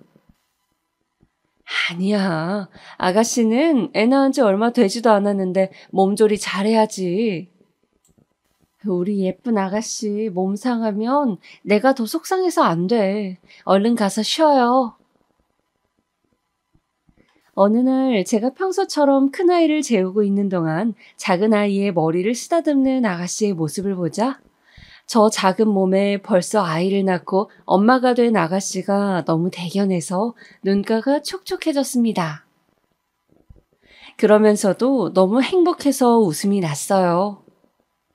아가씨가 저희 집에 다시 들어온 이후로 남편과 저는 자기 전마다 항상 침대에 누워 아가씨 얘기, 쌍둥이 얘기하느라 시간 가는 줄 몰랐습니다. 아가씨와 쌍둥이 덕분에 남편과 저의 사이도 더 돈독해지는 것 같았어요. 아가씨가 저희 집에 들어온 이후 김서방을 본 적은 손에 꼽을 정도로 적었습니다. 평일에는 바쁘다고 집에 못 온다길래 다니던 회사에서 일이 많은가 했더니 여기저기 직장을 옮겨 다니며 자리를 잡지 못하고 있더라고요. 끈기가 없는 스타일이라 한 곳에 진득하니 다니질 못하고 조금만 힘들면 그만두곤 했습니다. 그러다 보니 벌어오는 돈도 시원치 않아 아이들 기저귀 값이며 뭐며 우리 부부 돈으로 해결한 적도 많았어요. 어느 날은 남편이 그런 김서방을 앉혀두고 애 아빠는 그러면 안 된다. 아무리 힘들어도 가장으로서 책임감을 가지고 성실하게 회사를 다녀야 한다라고 훈계도 해봤지만 그저 어른이 하는 잔소리라고 여기는 것 같았습니다. 그 후에도 나아지는 게 전혀 없었으니까요. 한편으로는 김서방도 아가씨처럼 어린 나이에 애 아빠가 됐으니 아직 철이 없는 거겠지, 언젠가는 나아지겠지 하고 생각했습니다. 그 이후에도 김서방은 평일에는 어디서 자는 건지 집에도 거의 안 들어오고 주말에만 잠깐 와서 아이들을 보고 갔습니다. 도대체 어디서 생활하는 거냐 물어도 대답을 이리저리 피하기만 하더라고요. 그러던 와중 주말에 아가씨 방에서 크게 싸우는 소리가 들려 가보니 아가씨 부부가 심하게 싸우고 있었습니다. 아가씨는 바닥에 주저앉아 턴곡을 하고 있었고요. 저희 부부가 방에 들어가서 무슨 일이냐고 묻자 김서방은 방문을 쾅 닫고 집을 나가버렸어요. 집이 무너져라 턴곡하고 있는 아가씨를 겨우겨우 달랜 후 퉁퉁 부은 아가씨의 입에서 나온 이야기는 가히 충격적이었습니다. 그동안 김서방이 밖에서 다른 여자와 두 집 살림을 차리고 있었다는 게 아니겠어요? 평일에 그 여자네 집에서 먹고 자고 생활하며 애까지 임신했답니다. 세상에, 아직 쌍둥이들이 두 돌도 안 됐는데 그 여자는 임신 6개월이라네요.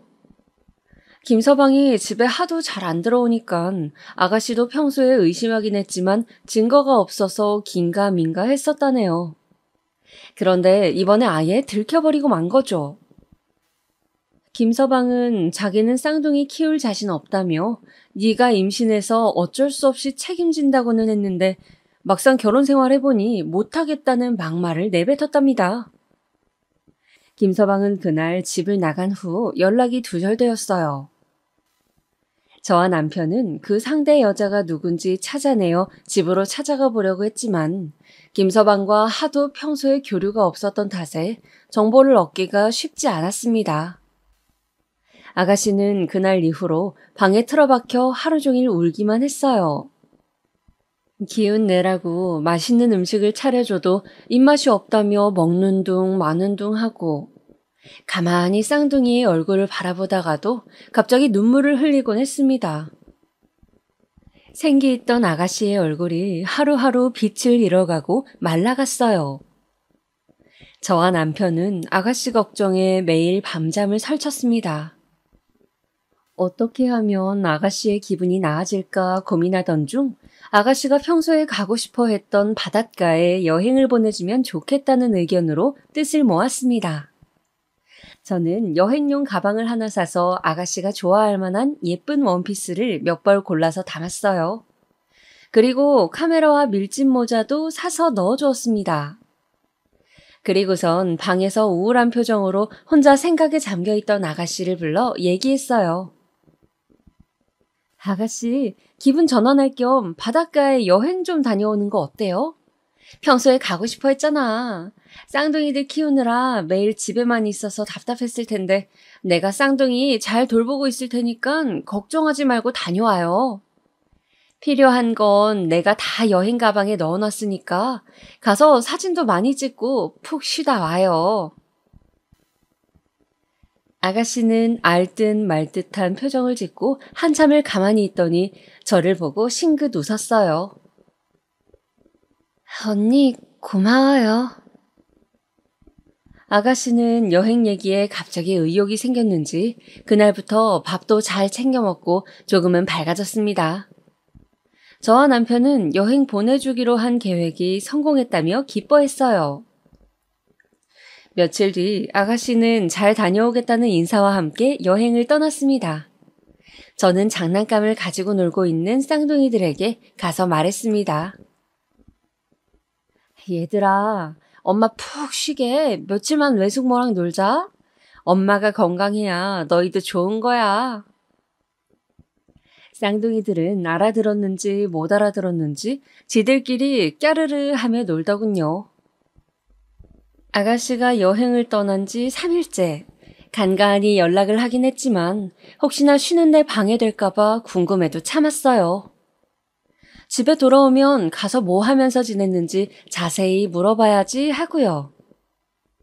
돌아오는 날짜를 정하지 않고 떠난 여행이라 좀 오래 있다 오더라도 아가씨 기분이 좋아질 때까지 있었으면 좋겠다는 마음이었어요. 그런데 갑자기 출근해서 일하고 있던 남편에게 전화가 왔습니다. 지금 급하게 경찰서에 가고 있다고요. 아가씨에게 무슨 일이 생긴 것 같다면서 자세한 건 가서 확인하고 연락 준다고 하더라고요. 저는 혹시 큰일인가 싶어 안절부절했지만 쌍둥이를 놔두고 달려갈 수도 없는 노릇이라 집에서 발만 동동 구르고 있었어요. 몇 시간 뒤 남편에게서 온 연락은 충격 그 자체였습니다. 여보, 우리 미선이가 남편은 숨이 잘 쉬어지지 않는 듯 가슴을 치며 말을 잇지 못했어요. 전화기 너머에는 남편의 울음소리만 가득했습니다. 이런 적이 없는 남편이었는데 불길한 느낌에 울고 있는 남편을 닥달해서 무슨 일인지 캐묻고 말았습니다. 그게 제 인생 최악의 소식이 될 줄도 모르고요. 바로 아가씨가 여행지에서 사망했다는 소식이었습니다. 숙소에서 혼자 목숨을 끊었다네요. 저는 남편의 얘기가 믿기지 않아 몇 번이고 그게 사실인지 물었지만 남편의 대답은 같았습니다. 사실이라고요. 시신의 신원을 확인했는데 아가씨가 맞다면서요. 저는 그대로 주저앉았습니다. 그 후로 어떻게 지냈는지는 사실 기억이 잘 나지 않아요. 사람이 너무 슬프면 기억을 잃는다는데 그게 무슨 말인지 알 것 같았습니다. 저와 남편은 조용히 장례식을 준비했습니다. 그 천하의 몹쓸 놈은 장례식 자리에도 나타나질 않더군요. 어떻게 사람의 탈을 쓰고 그럴 수가 있는지 언젠가는 꼭 천벌을 받길 기도했습니다. 우리 사랑스러운 아가씨, 쓸쓸하게 혼자 저 세상 가게 만들어 놓고 뻔뻔하게 살고 있는 그 놈을 용서할 수 없었습니다. 장례식이 끝난 후 집에 와서 쌍둥이를 재우고 있는데 눈물이 왈칵 쏟아졌습니다. 얼마나 힘들었으면 이 예쁜 아이들을 둘이나 놓고 갈 생각을 했을까. 아가씨를 조금 더 챙겨주지 못했던 게 후회되었습니다. 남편은 여행을 보내줬던 게 잘못이었다며 매일매일 스스로를 자책하고 슬퍼했습니다. 아가씨의 장례식 이후 눈물이 마를 날이 없었습니다. 매일 밤 자기 전에 아가씨 얘기, 쌍둥이 얘기로 웃음꽃을 피우던 저희 부부는 이제 아무 말 없이 서로에게 이불을 덮어주는 것밖에 할 수 없었습니다. 아가씨가 떠난 이후로 집안의 공기가 차갑게 변해버렸어요. 이렇게 한동안 힘든 시간을 보낸 이후 아가씨의 유품을 정리하다 보니 여행 갈 때 들려보냈던 카메라가 있더라고요. 혹시나 아가씨의 얼굴이 찍혀있지 않을까 하는 마음에 사진관에 맡겼습니다. 필름을 현상에서 받아보니 얼굴은 안 찍혀 있었지만 아가씨가 마지막에 바라봤던 바다 사진이 찍혀 있더라고요. 이 바다를 바라보며 무슨 생각을 했을까 하며 가슴이 아파왔습니다. 이 바다 사진은 나중에 쌍둥이들 크면 줘야겠다고 생각하고 조그마한 상자에 소중히 넣어두었습니다. 장례식이 끝난 지 한참이 지난 후에도 김서방은 연락이 없더군요. 쌍둥이들 키울 자신이 없다더니 이렇게 나몰라라 하는 건가 봅니다. 저도 쌍둥이들을 이제 어떻게 해야 하나 고민하고 있던 차에 남편이 먼저 얘기를 꺼냈습니다. 여보, 우리 쌍둥이들 우리 자식이다 생각하고 키우면 어떨까? 이 핏덩어리들 남의 손에 맡길 순 없잖아. 제발 부탁이야, 여보. 남편은 오래 고민하고 말한 듯 떨리는 목소리로 말하더군요. 저는 생각에 잠겼습니다. 그동안 쌍둥이들을 내 자식처럼 예뻐하면서 정성으로 키운 건 맞지만 조카로서 키우는 것과 정말 자식으로 품는 것은 다르다고 생각했습니다. 더군다나 친아빠가 살아있는데 우리가 키우는 것이 맞나 싶었습니다. 남편은 제가 결정하지 못하고 고민하는 것처럼 보이자 눈물을 흘리며 애원하더군요. 꽃다운 나이에 동생이 먼저 가버린 것도 가슴이 미어지는데 조카들까지 보낼 수는 없다고요. 평생의 마지막 소원이라며 그렇게만 해준다면 죽을 때까지 저한테 잘하겠다면서요. 저는 남편의 눈물에 더 이상 고민하지 않고 고개를 끄덕였습니다. 저한테도 소중한 조카들이니까요.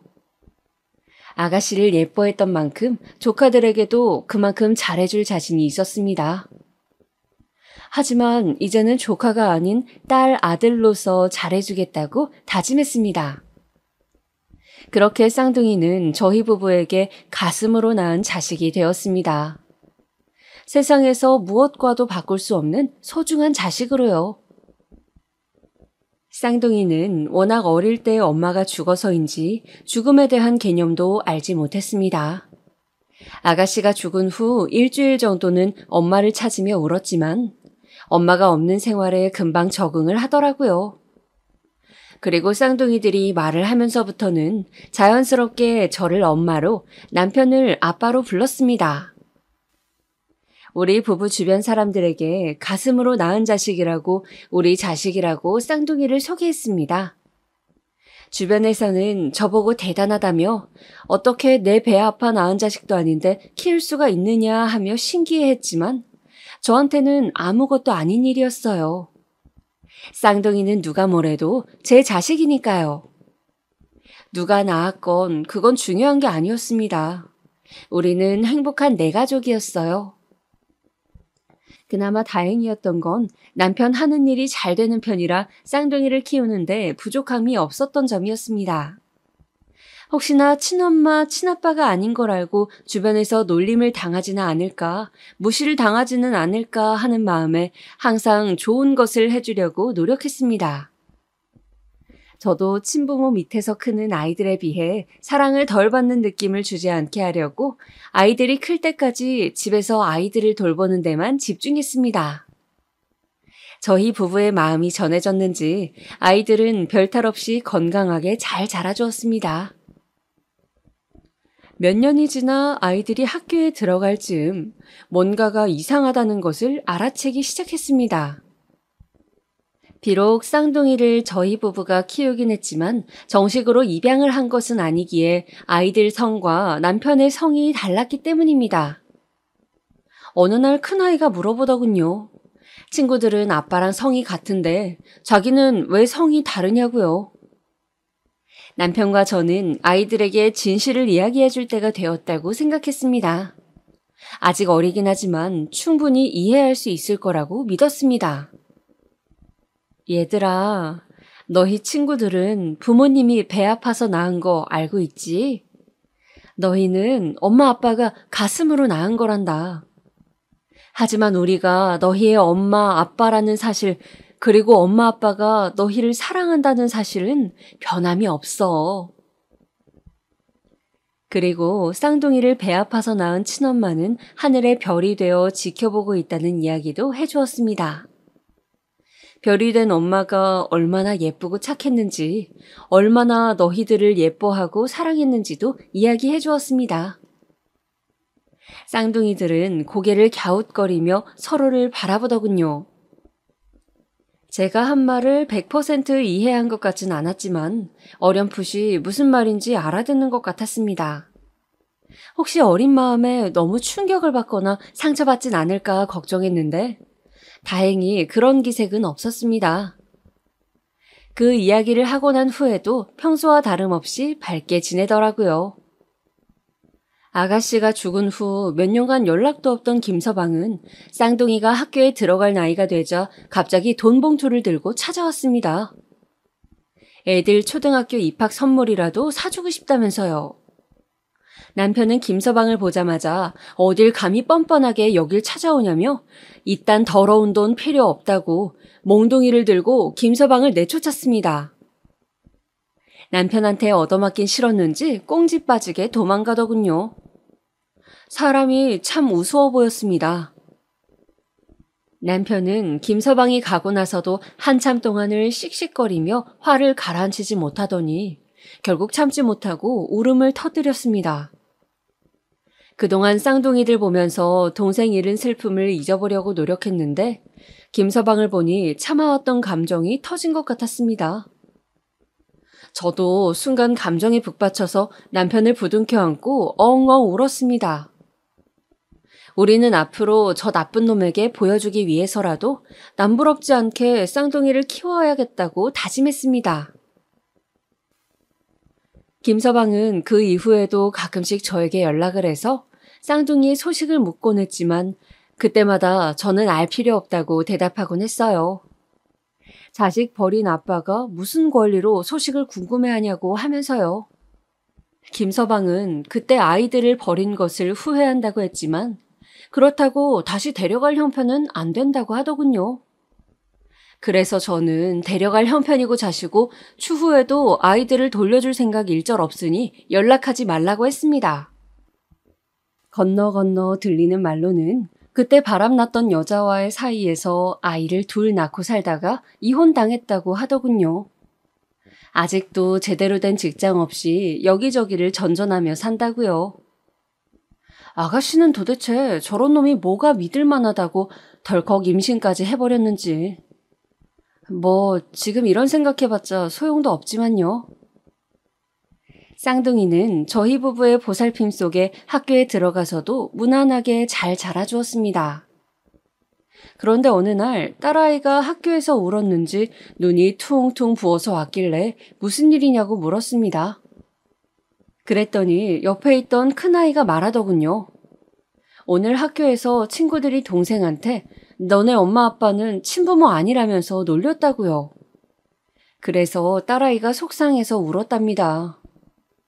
그러면서 큰아이가 하는 말이 엄마 근데 내가 그 친구들한테 뭐라고 얘기했는 줄 알아요? 우리 엄마는 나랑 동생을 가슴으로 낳았다고 했어요. 배 아파서 낳은 것보다 그게 훨씬 대단한 거라고 했어요. 저는 큰아이의 말에 감동받아서 아이들을 품에 꼭 안아주었습니다. 아이들이 언제 이렇게 컸나 싶어서 가슴이 뭉클했습니다. 아이들이 매년 어버이날마다 학교에서 만든 카네이션을 가슴에 달아줄 때면 세상을 다 가진 듯이 행복했습니다. 카네이션 밑에 달린 리본에 삐뚤빼뚤한 글씨로 엄마 사랑해요, 아빠 사랑해요 라고 써놓은 게 너무 소중해서 매년 버리지 않고 모아두었습니다. 아이들 운동회 때도 부모 참관 수업에도 모두 참여하며 아이들이 서운함을 느끼지 않도록 항상 신경 썼습니다. 나중에는 친부모 아니라고 놀리던 친구들도 너네 엄마 아빠가 제일 부럽다는 말을 했다고 아이들한테서 들었을 때에는 그래도 내가 아이들을 열심히 키우긴 했구나 하고 생각했습니다. 남들이 부러워하는 아이로 키우고 싶었거든요. 아이들을 키우면서 속상했던 일이 아예 없는 건 아니었습니다. 저는 괜찮았지만 주변의 시선이 문제였어요. 가끔 아이들을 데리고 시장에 갈 때면 어디선가 수근거리는 소리가 들려왔습니다. 아휴, 검은 머리 짐승은 거두는 거 아니라던데 저 엄마는 뭔 생각으로 저러는지 몰라. 남의 자식 둘이나 저렇게 키우면 뭐하나? 다 키워놓으면 지 친아빠 찾아갈 텐데 죽 써서 개 준다. 아이고. 이런 소리가 들려올 때마다 당장 달려가서 따지고 싶었지만 혹시 아이들이 듣기라도 할까봐 속으로만 분을 사겼습니다. 내가 보란듯이 잘 키워서 그 말들 다 후회하게 해주겠다고 수천 번 다짐하면서요. 몇 년이 흘러 아이들이 친엄마의 죽음을 제대로 인식하고 나서부터는 아가씨의 길마다 아이들과 함께 산소에 찾아갔습니다.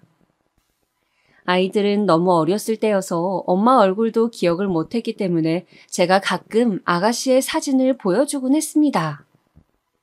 아이들은 엄마도 예쁘고 친엄마도 예쁘다며 예쁜 엄마가 둘이나 있다고 좋아했습니다. 아가씨 산소에 가면 아이들은 고사리 같은 손으로 접은 카네이션을 아가씨의 무덤에 올려놓곤 했습니다. 그리고선 아이들이 양쪽에서 제 손을 꼭 잡고선 한참 동안 무덤을 바라보고 돌아왔습니다. 아이를 둘이나 키우다 보니 정신없이 시간이 훅훅 지나가더군요. 그 꼬물거리던 아이들이 어느새 자라 벌써 고등학교를 졸업하게 되었습니다. 아들내미는 물론이고 딸아이까지 제 키를 진작에 훌쩍 넘어버렸어요. 아이들은 고등학교 졸업 후 그럭저럭 성적에 맞춰서 대학교에 진학했습니다. 둘 다 공부에 뜻이 없었던지라 대학교 시절부터 아르바이트만 열심히 하더라고요. 두 아이가 같이 첫 알바 월급으로 빨간 내복을 사서 저희 부부에게 선물했을 때는 가슴이 쿵 내려앉는 기분이었습니다. 25년 전 아가씨가 첫 월급으로 내복을 선물했던 일이 선명하게 떠올라서요. 남편도 같은 기분을 느꼈는지 눈에는 눈물이 고인 채 멍한 얼굴로 허공만 응시하더라고요. 그날 저와 남편은 기쁨의 눈물을 흘렸습니다. 이후 아이들은 대학교를 졸업하고 취직을 하자마자 바로 독립을 했습니다. 마침 둘이 같은 지역에 직장을 구하게 되어서 남매끼리 같이 자취를 하겠다고 하더라고요. 저희 부부는 아이들에게 자취방을 구해주고 우리가 지금 사는 집은 정리하기로 했습니다. 이제 아이들도 스스로 살 수 있을 만큼 다 키워놓았고 그동안 고생했으니 시골에 내려가서 편안하게 살기로 했어요. 예전부터 남편이 귀농하고 싶다는 얘기를 했었는데 저도 언젠가 나이 들면 그러고 싶은 생각이 있었거든요. 남편이 마침 시골에 봐둔 땅이 있다고 해서 거기에 작은 집을 지어 살기로 했습니다. 저희 부부 둘이 살 거라서 방 2개짜리 작고 아담한 집을 지었습니다. 남편은 원래 하던 일을 접고 동네 어르신들 집 고쳐주고 물건 수리해주면서 소소하게 용돈벌이를 했습니다. 그래도 모아둔 돈이 조금은 있어서 당분간 생활하는 데 지장은 없었습니다. 저는 집 앞에 텃밭을 가꾸어 채소들을 심고 가꾸었습니다. 농사를 해본 적이 없어서 아직 형편없었지만 몇 년 더 해보다 보면 동네 시장에서는 팔 수 있지 않을까 해서요.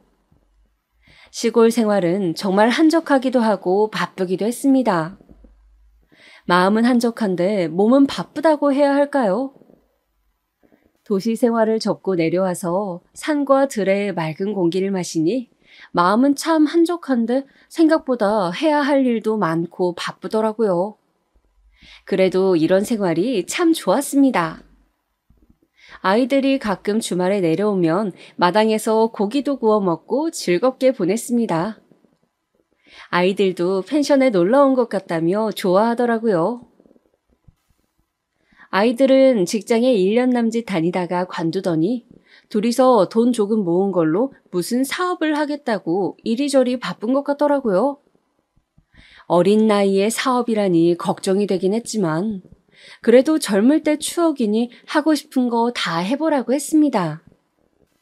대신 해보고 정 안 되면 깔끔하게 포기하라고 당부했어요. 나이만 먹으면 나중에 다시 취직하기 힘들다고요.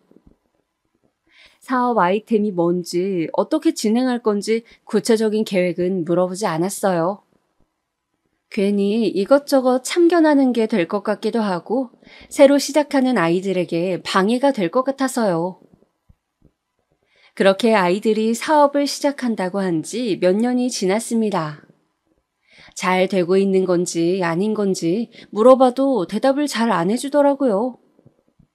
가끔씩 전화가 와서 공과금 낼 돈이 모자라다며 몇십만 원만 빌려달라고 하는 걸 보니 잘 안 되는 것 같았어요. 남편은 시내로 나가는 길목에 작게 철물점을 차렸습니다.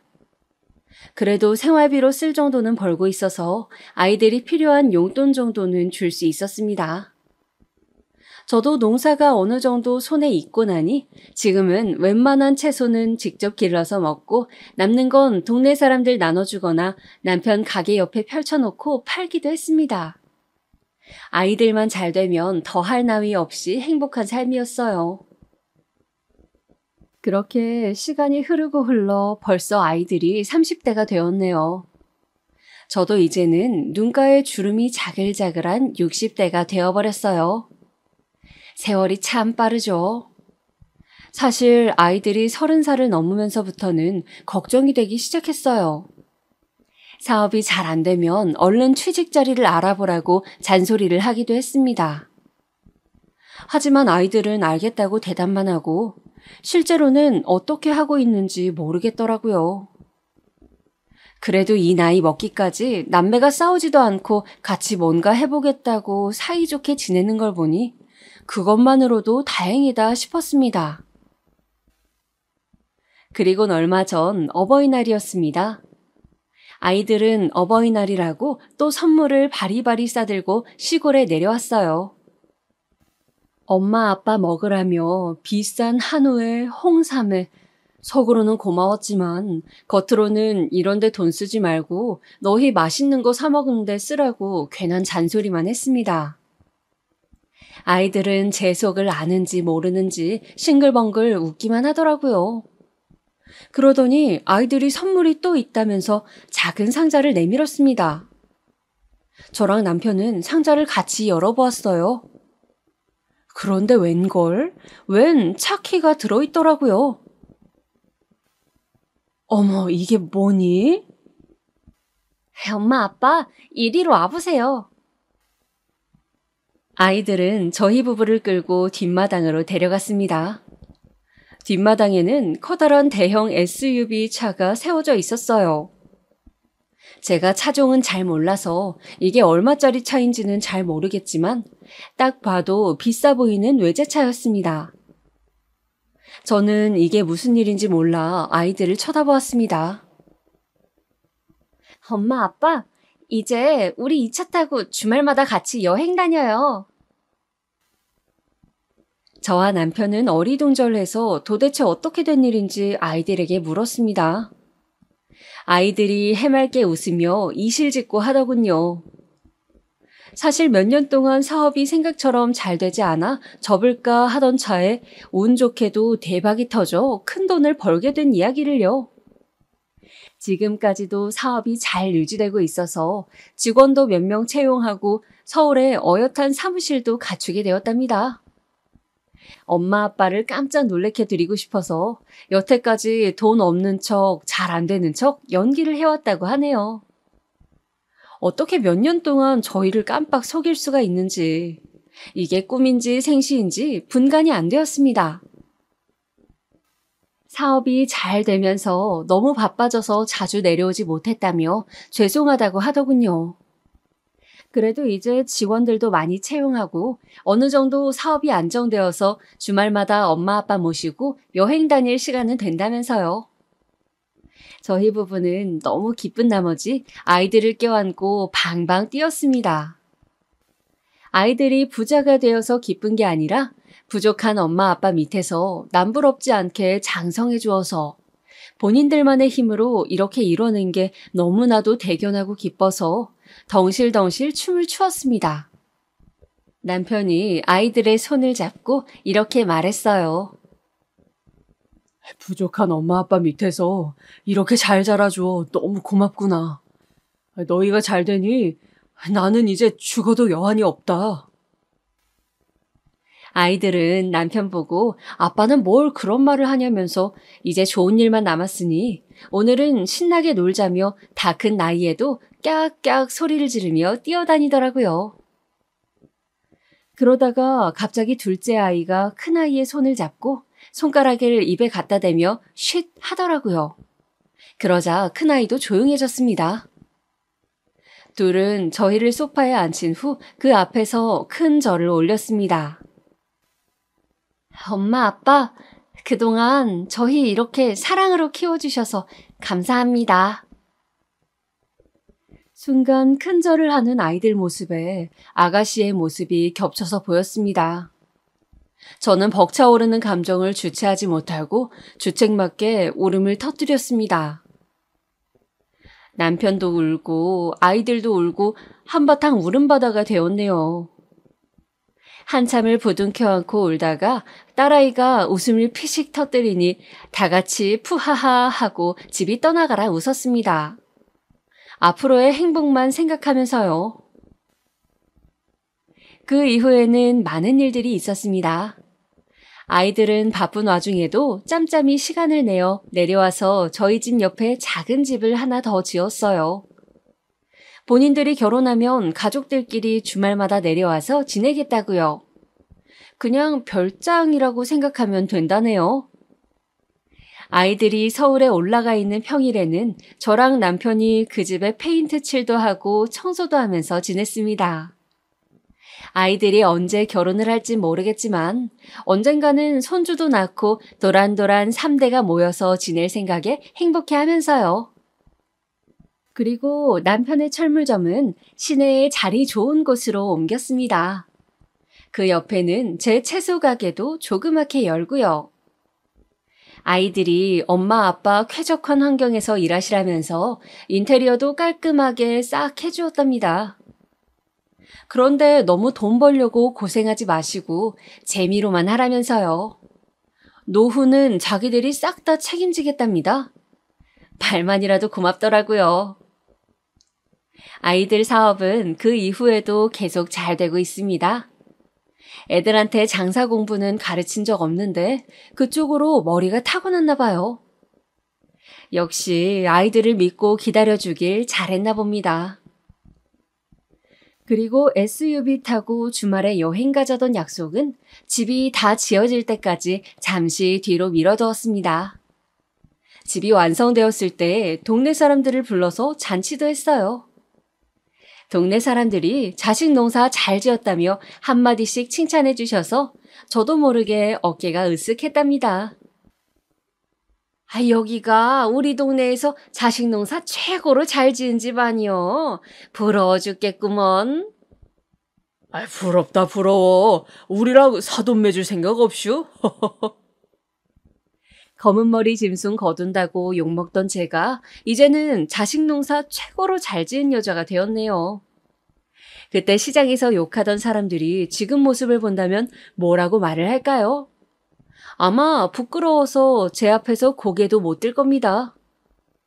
이런저런 생각에 정신없이 잔치가 끝난 후 우리는 첫 가족여행을 어디로 갈지 의논했습니다. 그때 큰아이가 생각해둔 곳이 있다며 봉투에서 사진 한 장을 꺼내더군요. 사진을 본 저는 깜짝 놀랐습니다. 아가씨의 유품에 있던 사진이었습니다. 아가씨가 마지막으로 바라봤던 그 바닷가 말입니다. 엄마, 아빠, 우리 첫 가족여행은 여기로 가요. 꼭 가고 싶어요. 저와 남편은 말없이 고개를 끄덕였습니다. 비록 아가씨가 외로이 목숨을 끊은 곳이긴 했지만 마지막으로 추억을 남기고 간 곳이기도 했거든요. 아이들에게 친엄마에 대해서 알려주면서 사진도 보여준 적이 있었는데 아이들이 나중에 그걸 기억해내고선 저희 집에 왔을 때 몰래 사진을 가져간 거였습니다. 그러고선 둘이서 이미 그 바닷가를 첫 여행지로 결정하고 저희의 동의를 구한 거였어요.